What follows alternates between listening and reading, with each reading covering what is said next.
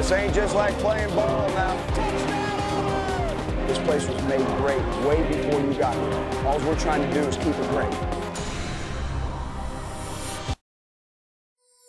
You want those kids that, if you ask them today what would happen to you if football was taken away. Well, if the kid said, well, I'll just do something else. Well, if they really have a passion for the game, they'll tell you, I can't imagine life without football.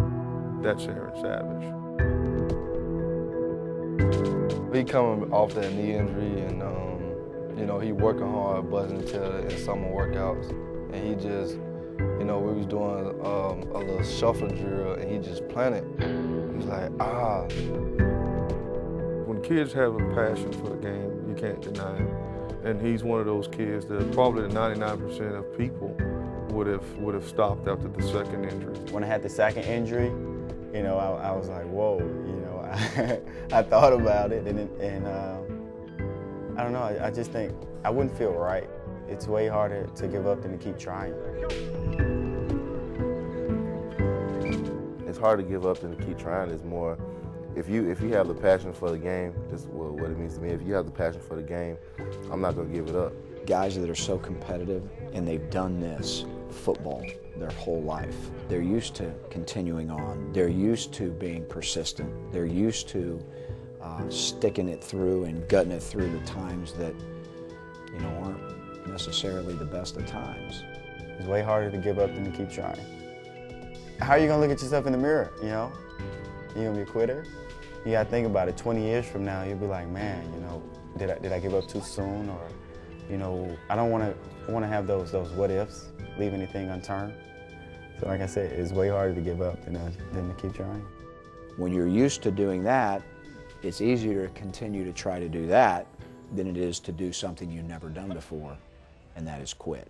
There you go. That's it, that's it, that's it. When I heard Aaron got his 6-year eligibility, I was just thrilled, you know, seeing a guy out there that's done so much for the team, a leader from when I stepped on the plains, and just seeing him play and, you know, get hurt and play again and get hurt and just keep overcoming and coming back, and seeing him play as hard as he does and playing with his heart, you know, is very commendable. When I heard Aaron was gonna get a 6th year, it was shocking. You know, I wasn't sure if they were gonna give it to him or not, but I believed that God had his way with him, saying, okay, we're gonna grant you this another year. What I thought about was that here's a young man who eats, sleeps, and drinks football. He loves it. When he was healthy, was really good at it. And for a period of time there, he's wondering if he's ever going to be able to do it again. And then all of a sudden he gets the news that, hey, guess what? You know, you're back in. It really pays off for him because he's such a great guy on and off the field. You know, he's working on his master's. He's been here 6 years, so he should have some, I call him the doctor because at some point he'd be working on a PhD. It's been a long road, so after coming this far, how could I quit, you know? It's not an option. You're never gonna get that camaraderie, you know?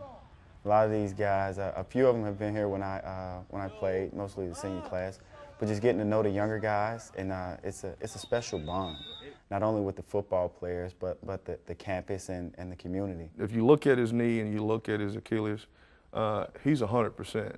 But then sometime in the mind, you gotta have your mind right to, can I do this, can I do it? And so Coach did a good job of not throwing him out there and asking him to go 110%. My goal is to make sure that he gets enough reps where he gets back, broke in to football again, but get him to the point where we know he's going to have a chance to line up in the fall and give it a chance. Every day he's gotten better and better. And so, you know, you hope by about August time that he's 100%. He's a guy, in my opinion, that may be able to make an immediate impact, because if you look at it at the gist of it, all of our players respect him on offense and on defense. And then, more importantly, he has the coaching staff's respect as well. 4-3 ran vert, and the other one climbed in on the curl. Number one ran the curl after you reroute a number 2. Yeah, yeah, that's well.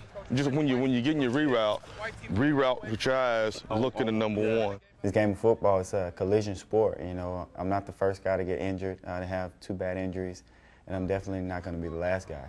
If I can be used as an example to any younger guy, any older guy, I think that's huge. He's had those 2 injuries that most people would have given up. Here he is, he gave back, 6 years in college, coming back after, 2 years from being away from the game, but have that passion for the game. It sends the message, it sends the message to coaches. These are the kind of kids that you want that love football. So now when you're on the road, when you're on the road, we're looking for those guys with that kind of passion for the game. Good hustle, good hustle, good hustle, good hustle, good hustle. The players on our team, they get it, they get it. All of them can say they want to be Aaron Savage, but not many of them would do what he just done. Keep coming, Craig! Underneath, Craig! It's okay to struggle as a young freshman in the first workouts. There you go. That's what I'm looking for from you.